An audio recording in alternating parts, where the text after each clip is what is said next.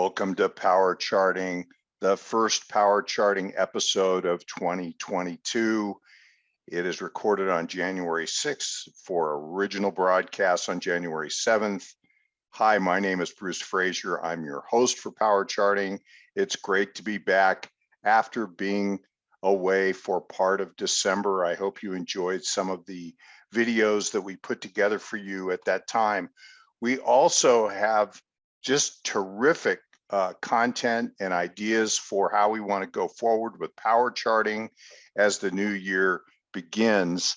And we are doing a number of things. We are working on a scanning project, something that is really exciting, where John Colucci and I are working on a series of Wyckoff scans. They are contextual for different Wyckoff environments. I'll show you here in a second what we mean by that. Also, there's a very exciting interview coming up with Martin Pring, a market roundup, an outlook for 2022 that I will be doing with him. Look for that. It is a collaboration between the International Federation of Technical Analysts and StockCharts TV, StockCharts.com. We're very excited to be having and hosting this project. And so here we go. Let's get started. There's a lot to do. So scanning with market context. So here is the classic business cycle.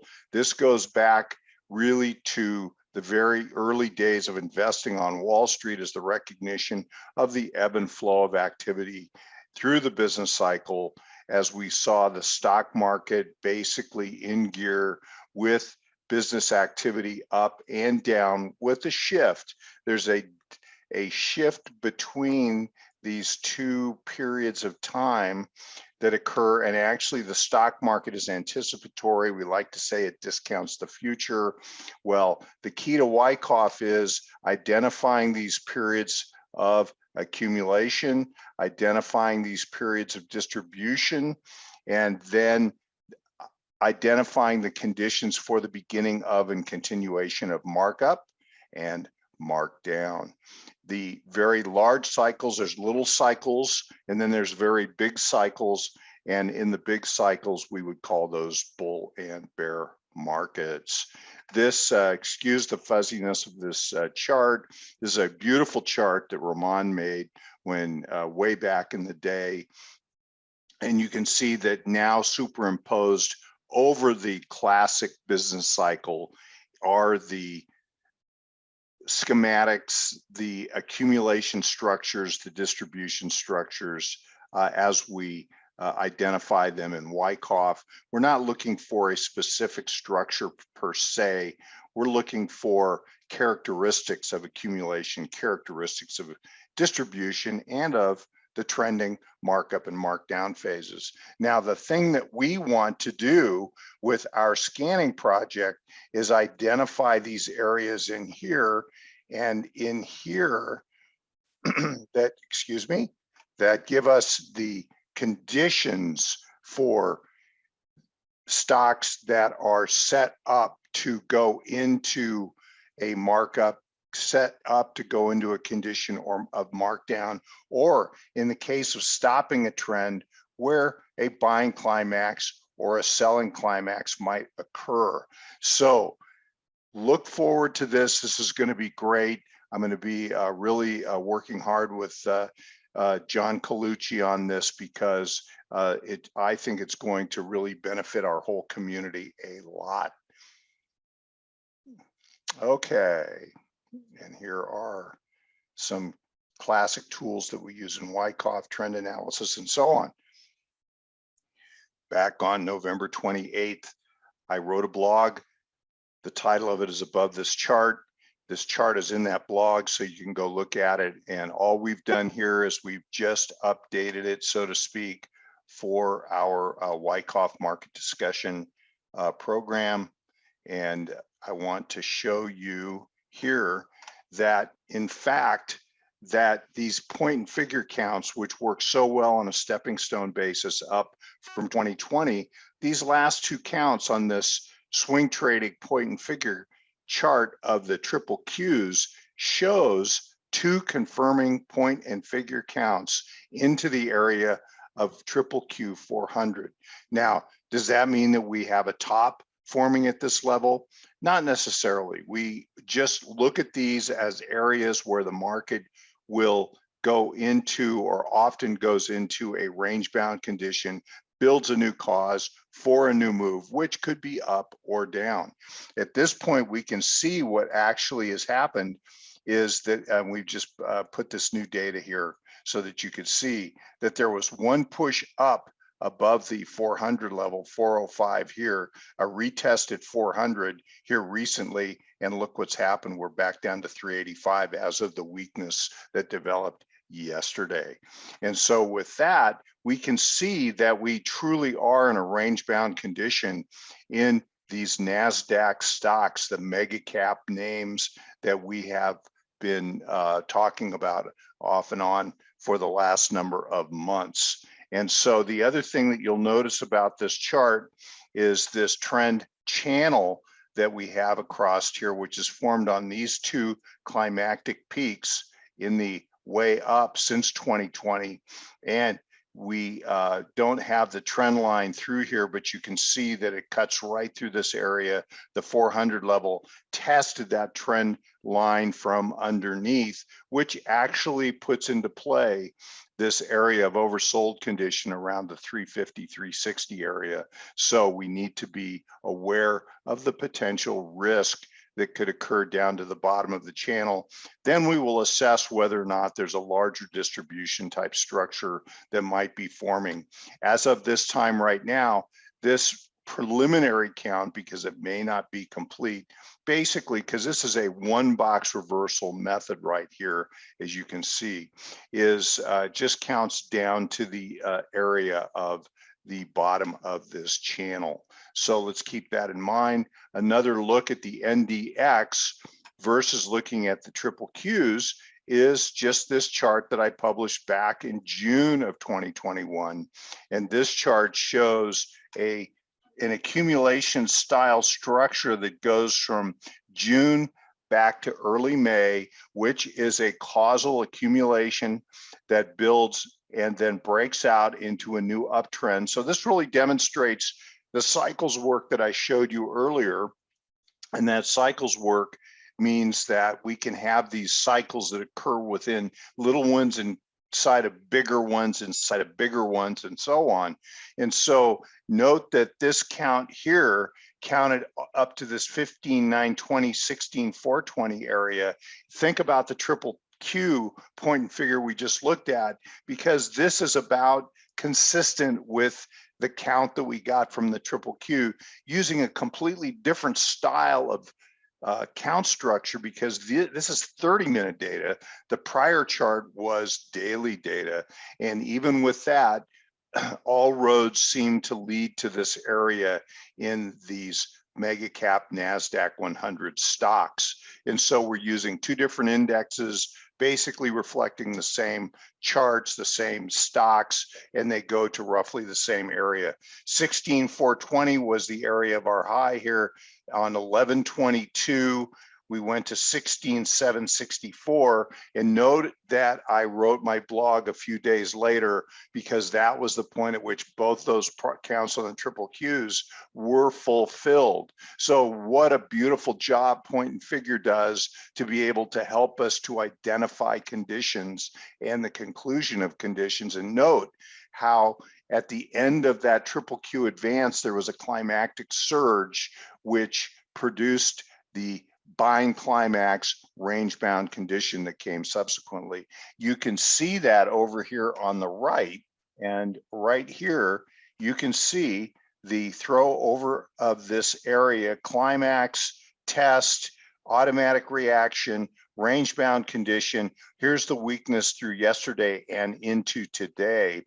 15,613 right now. I would just point this number out.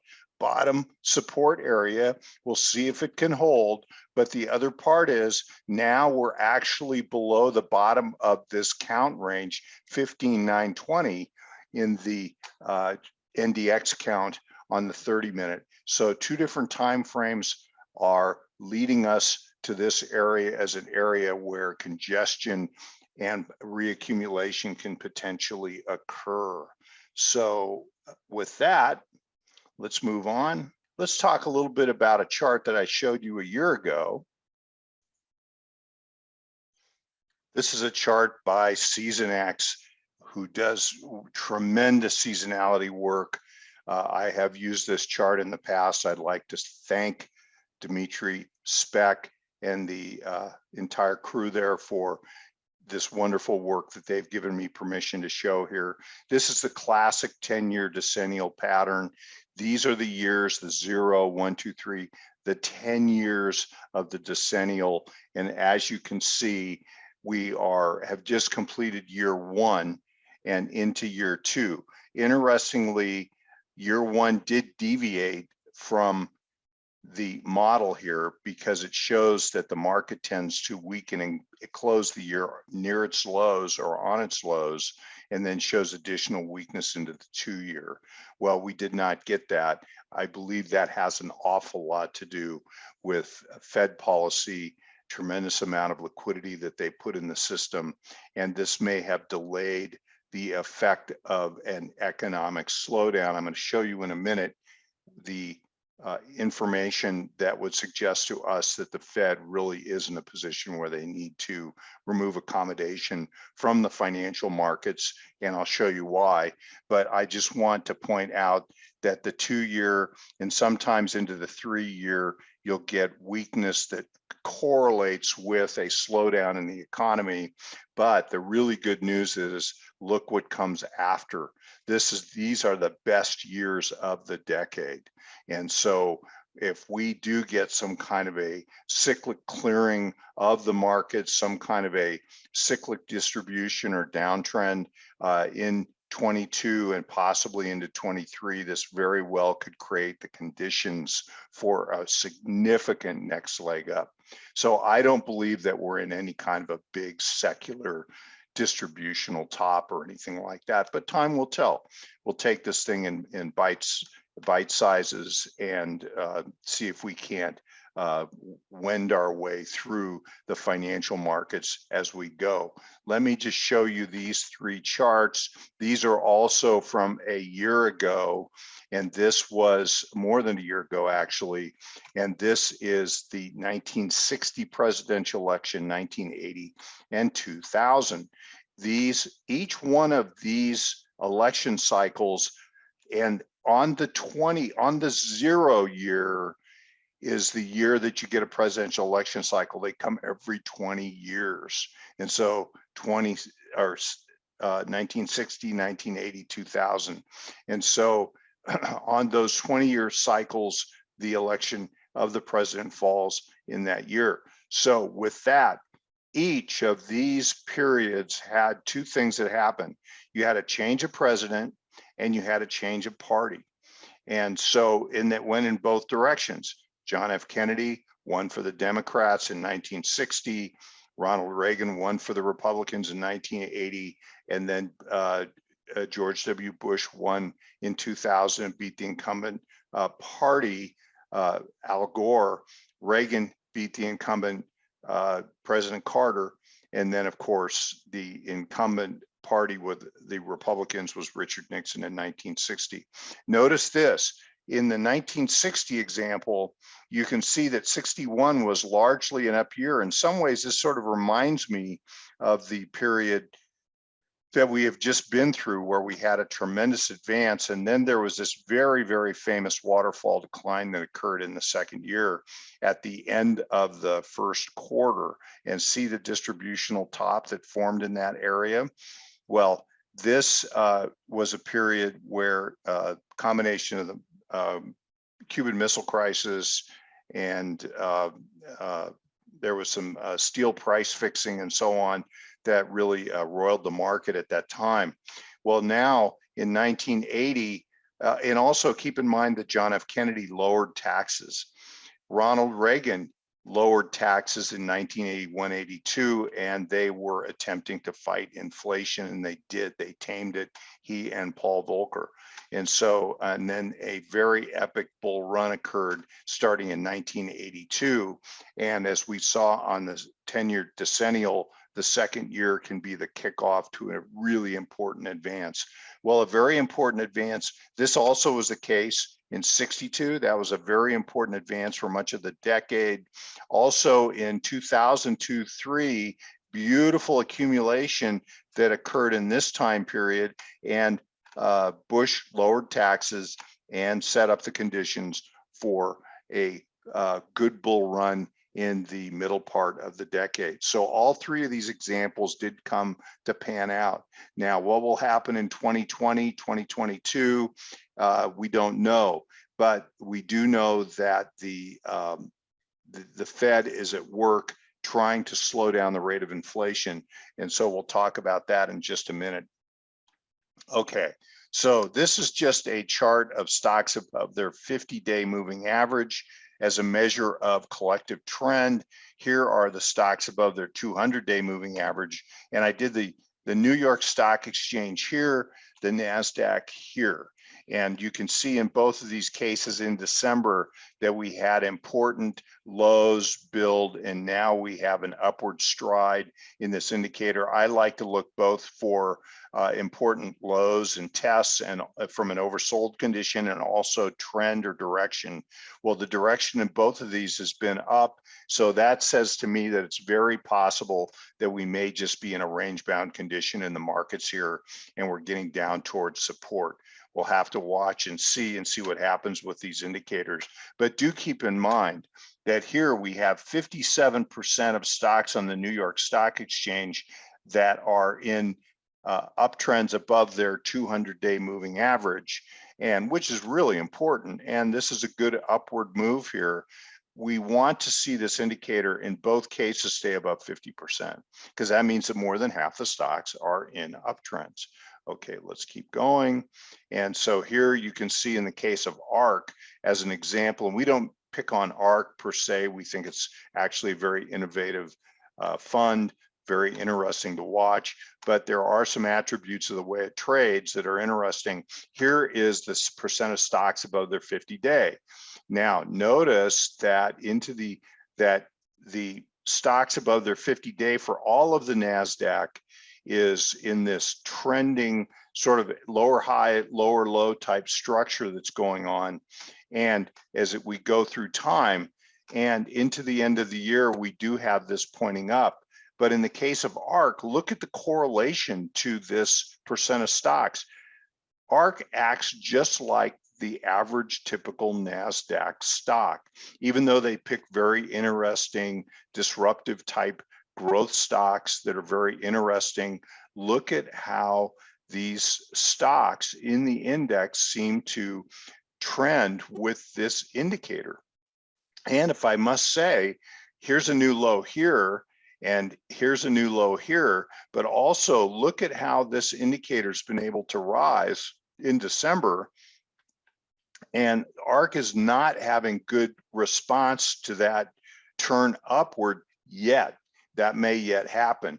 So I think that this might be a reflection. I'm only showing ARK for this reason. One, the correlation is good, but the other reason is because this does reflect how many portfolios are doing in 2021, and that it's been a very difficult year for portfolio managers because a very few number of mega cap stocks have been dominating the performance of the indexes, and it's almost impossible for portfolio managers to own these large mega cap names in proportion to their capitalization in the indexes.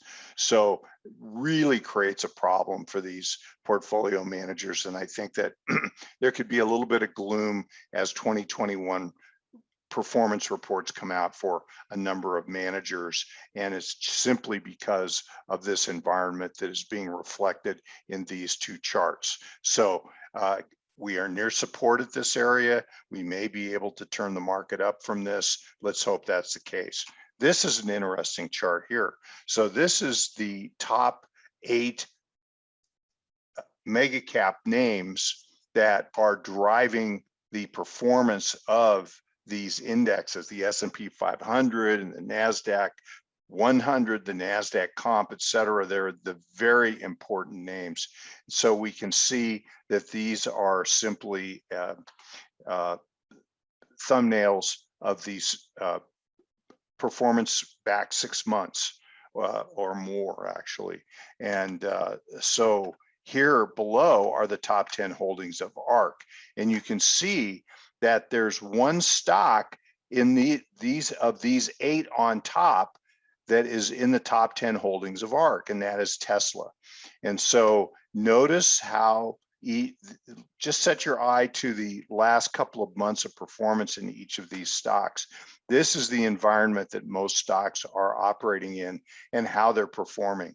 And so this is a very difficult environment for portfolio managers. And so this is just a way to be able to reflect what's going on. Also, do note that in the case of these mega cap names, look at the relative strength, because usually relative strength turns first. And you can see here in the case of Amazon, in the case of Netflix, in the case of Facebook, Meta Platforms, NVIDIA, that all of these relative strength lines are sagging. Look at Google. So these relative strength lines have been sagging here of recent, except for in the case of, say, Apple, and that this really does show or reflect the weakness that's showing up in triple Qs, NDX, et cetera. So this is an environment that's becoming more hostile in general for large cap growth. And let's just keep that in mind in our individual portfolio management circumstances. Here is a chart of, it's a relative strength ratio of the dividend aristocrats, which are old, staid, mature companies that have been paying dividends for many, many years, have a history of growing their dividends on a regular basis. And these companies generally not only grow their dividends, but have attractive dividends today in comparison to what Treasury yields are. So this makes these stocks interesting to income dependent or income desiring clients, investors. And so here you can see what's happened in now this is 2020 right here, the beginning of 2020, the beginning of 21, big downtrend. This downtrend is a reflection of the fact that these internet type stocks, this is the Dow Jones Internet Index, ETF, FDN is the symbol. Most of the Nasdaq mega cap names are in this index. So it's kind of our proxy for growth to value, growth to dividends, et cetera. So Noble in the numerator, FDN in the denominator. Actually go look at both of these ETFs and look at the individual stocks that compose them, and you'll have a sense for how the construction of these portfolios are different from each other. But this big downtrend is a reflection of the fact that FDN has been outperforming for a number of years. Well, now look what we have. We have an accumulation type base. This is a sign of strength, a rally attempt and a backup, which often after a sign of strength, we have a last point of support, and then a more important advance occurred, a bigger sign of strength that went up and out. I believe this could be the case for a new uptrend in the performance of value versus growth. This may be the phenomenon that we're going to see going forward in the financial markets, is that we're getting a shift. And here is the point and figure chart right here. And this count of this area, which is counting relative strength, it counts up into the area of around 70, a little higher, gets up into the zone of these prior highs. That's a lot of outperformance, and it could take a number of years for that to happen, but that's a very interesting dynamic. Okay, so here's the dollar. Now, I'm going to have a few comments to make after the close of the official session here, because we're about to close out. But I do want to just start our discussion in the on-demand segment. So for those of you watching this program, not on StockCharts TV, but on demand, go to the StockCharts TV on demand app or go to another on-demand source and just watch the end of it there. And if you're on demand right now watching this, just stay on and we'll just keep going. And so with that, I'm going to say it's great to be back in January. It is cold, but I'm glad to be here, and I really look forward to a lot of really good, exciting things that we're going to do this year as projects towards ever increasing the Wyckoff body of knowledge. We also are going to spend a lot of time in power charting on stock selection in the new year.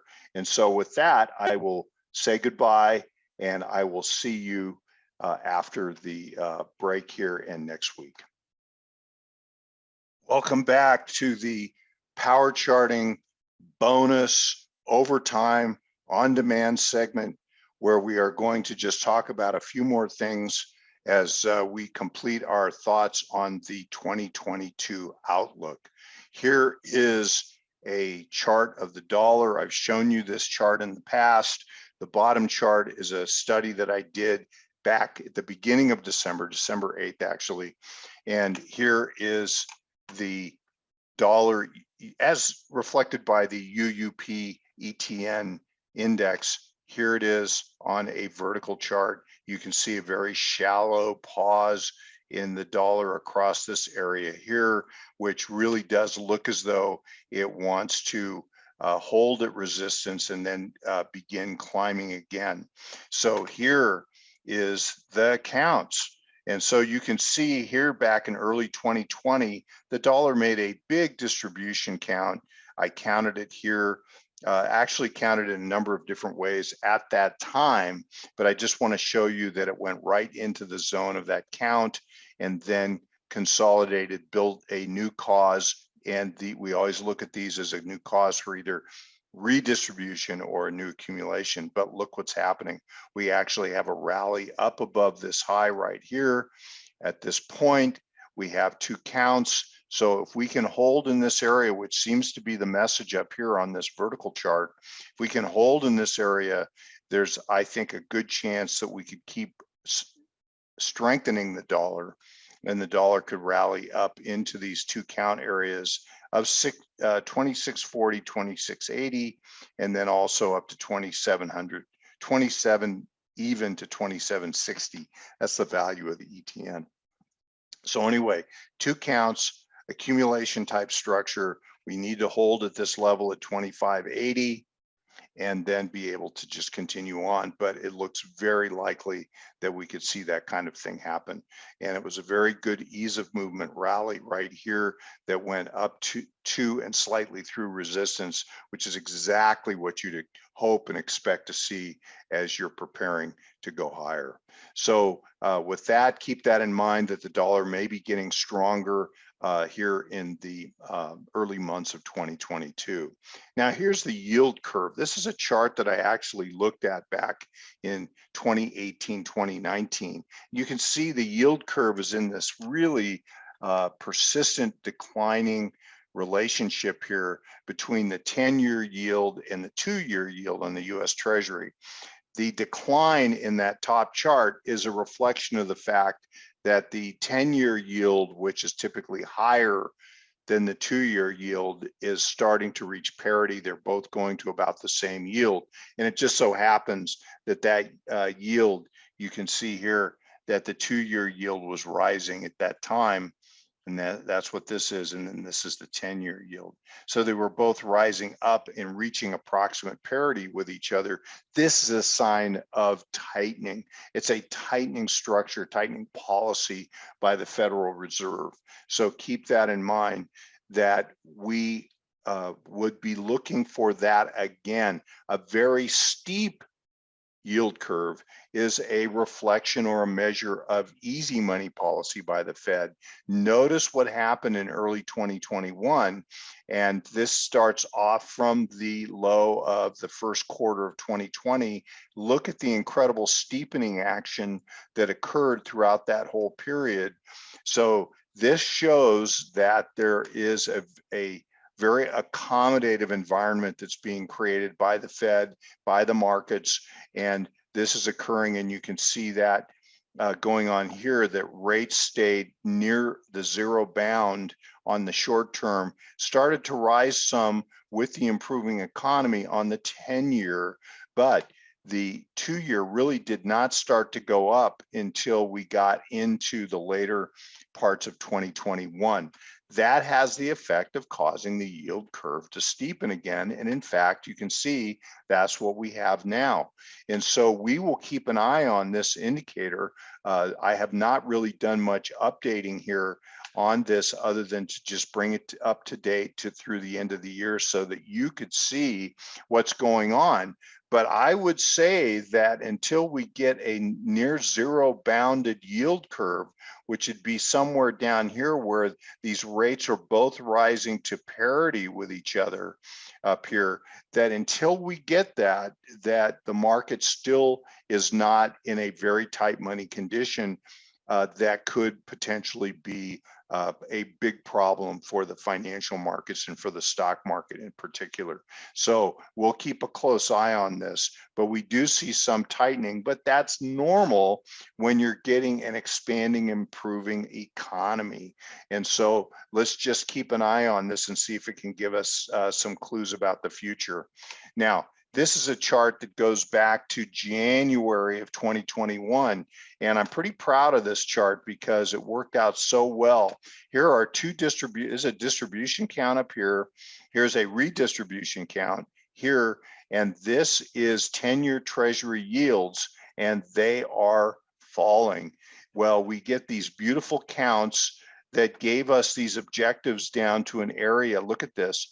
0.62 yield at the low of this distribution count. Who'd believe that was possible? But the point and figure chart was telling us that was in the fuel tank. So 1.26 down to 0.62 yield, and then reconfirmed with redistribution here that goes 0.8 down to 0.48. Well, look what happens. We get into the area where these two counts confirm and build a cause, and this cause I took at the time, and I counted it, I think, at exactly the right moment, because you can see here that there was one last attempt to back up, higher lows throughout here, and then out we go. And so this is at an area of around 0.96, 0.98 yield. And so this big causal accumulation structure, meaning accumulation for higher rates, is now in the cards, was in the cards as of a year ago. And so now what has happened? Let's bring this up to date. Here's the area that we counted on the point figure chart right here. Here is the upward move that we've had initially, and this went right into the area about 1.75 yield, 1.15 or 1.2 yield here.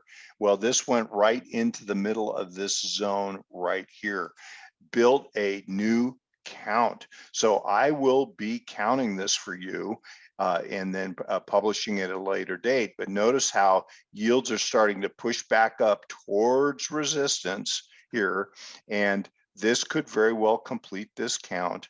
And we do have 3 counts in this accumulation structure. The next one, let's blow this up again.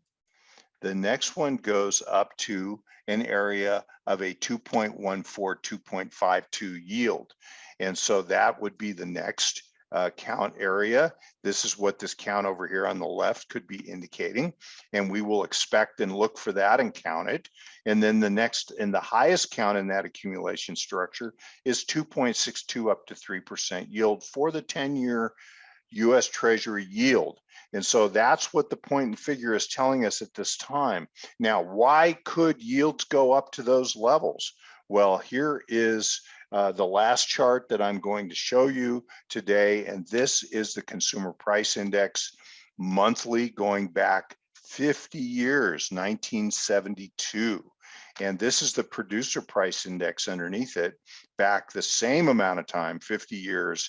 And what we have is, you can see this is the actual CPI index value plotted. Here is the actual producer price index plotted. Keep in mind, producer prices tend to be more volatile. They are more have a more of a commodity component. There's a lot of intermediate production processes and prices that are in producer prices. These are in consumer prices, and you can see, look at the consistency of that advance. Never once in that whole time did it ever go back to the long-term moving average. That's a 5-year moving average, by the way. So notice this, look at the rate of ascent here in the CPI. Wow. So here's the CRB. Notice that the CRB is gone up since 2020, but has gone up at nowhere near the rate of advance of CPI. So there are some real components of CPI in the consumer price index that are far outstripping the advance of the CRB. So this is really interesting. Now, keeping that in mind, look back over this area and note that, and currently we're at around the 6.5% area for the CPI, but notice that this is 1, 2.5 years of advance in the CPI back in 73 to 74, 72 to 74, and then 77, late 76 up to 1980, which is when Paul Volcker came in and tamed the inflation problem. And look what happened subsequently. But it took a real strong will in the part of the Fed to do this. And we have to say that we're not even really seeing, we're seeing the Fed tell us that they are shifting their policy decisions, and I expect them to do just that. But at the same time, they haven't done it yet. And so they may move. Typically what happens is Feds, and this is all Feds, this is not just this current Fed, tend to move slowly at first, and they move more hastily later on. But this is the part that is so interesting. Producer prices, look at the spike in producer prices since 2020. This is one of the key components that goes into consumer prices. And so this can often lead. And this tells us that there is a lot of potential for CPI to continue to be to go upward. Look at this number here. This is a 19% producer price year-over-year rate of change. And this is what we're doing here, is just 12-month rate of change. And 1980, you can see that this is actually a lower number from the 1974 number, but still alarming at 14%. Interest rates were up in this 14-15% level for treasuries at that time. And so here, can you imagine? So this is the level that it's at currently, and this puts it in the area of what, 22%? My goodness. Now, I suspect, especially if the Fed gets serious about trying to reduce accommodation, that we are going to get some kind of a pause in the growth of inflation, maybe something akin to what's happened here into the 75, 76 low in CPI and then also in P.P.I. But that may come with still these are both still pointed straight up. And so this is the reason that the Fed is now being quite serious in their language about tightening, and they probably aren't going to tighten a lot at first, but later on, their policy decisions will have to catch up. And I believe that that's the reason that we're going to see here in this point and figure chart, why you can imagine getting to a 3% yield in that kind of an inflation world is it is not a yield number that is attractive to bond buyers. So you get a 3% yield, which is way up here at this level right here. And you have 6.5% inflation, CPI, you're paying a tax for owning bonds on yield. That's the reason that so many people are moving to the stock market. And we will be looking at these stocks because there is rotation, as we saw from Noble and FDN relative strength ratios. And with that, I'll leave you with that thought for now, but we'll come back to this in the future. And thank you so much for being here and for staying over for our overtime bonus segment. And we will see you in the future. Take care, everyone. Hey guys, Dave Keller here with StockCharts.com. Thanks so much for watching our video. If you enjoyed it, and we hope you did, hit the like button right below. Also, we have so much new content every day. Consider subscribing to the channel. Just hit the subscribe button in the video or right below. Thanks for watching. Stay safe. Have a fantastic day.